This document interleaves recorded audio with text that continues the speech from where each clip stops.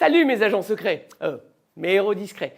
Je m'entraîne pour avoir de l'impact, comme vous devez le faire. Bon, pas dans le sport de combat. Ça, c'est pour moi au cas où on m'attaque, comme ce jour de juillet, alors que j'étais en mission au Paraguay et que j'ai... Pourquoi transformer mes pratiques professionnelles en vertu de l'impact éducatif auprès des enfants?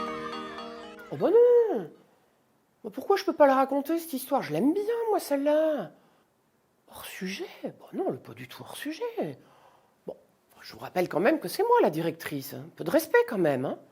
Bon, pour avoir de l'impact éducatif envers les enfants, il te faut devenir un expert. Oui, tu dois acquérir une expertise approfondie sur le développement des enfants afin d'exceller et devenir l'agent incontestable de la petite enfance.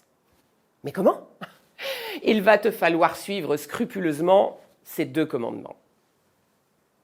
Constamment en apprentissage, tu seras. Ne te repose jamais sur tes pouvoirs.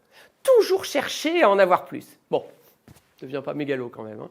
Notamment sur les dernières avancées éducatives et scientifiques de la petite enfance. Comme par exemple les dernières avancées en matière d'affordance et plein d'autres sujets passionnants.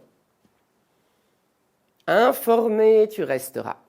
Commandement essentiel pour améliorer ta pratique et pour mieux accompagner les enfants et ton équipe dans ta vision.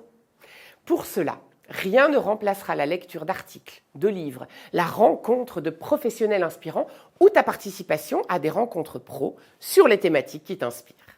Alors oui, c'est beau tout ça, mais dans le fond, en quoi devenir un expert te donnera plus d'impact éducatif envers les enfants? En suivant les préceptes clés, tu deviendras une référence dans le domaine de la petite enfance. Ton expertise sera recherchée par ton équipe et les familles, te permettant de les guider vers les meilleures décisions pour les enfants.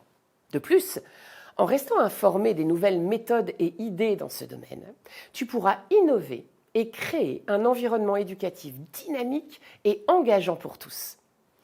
Ce savoir constant te permettra également de réduire les inégalités entre chaque enfant en comprenant mieux leur développement et leur contexte familial. Je vais te donner mon propre exemple. Quand j'étais encore à ta place dans la petite enfance, j'avais un petit Nino qui avait du mal à s'exprimer, à parler. Et j'en avais un autre, Raoul, qui était super à l'aise. Pourtant, les 2 avaient le même âge. Grâce à toutes les recherches que j'ai effectuées sur le développement du langage chez l'enfant au cours de ma carrière, j'ai su adapter mes pratiques pédagogiques pour pallier cette situation. Comme par exemple, aider Nino individuellement en mettant en place des activités spécifiques. Mais pas que! Face à un problème, il y a souvent plusieurs réponses. C'est pour ça que c'est important de toujours se tenir informé pour pouvoir adapter ses pratiques afin de réduire les disparités entre les enfants. C'est ça, un travail d'expert. Et c'est exactement ce que m'a dit mon professeur de sport de combat lorsque j'ai tenté cette prise exceptionnelle.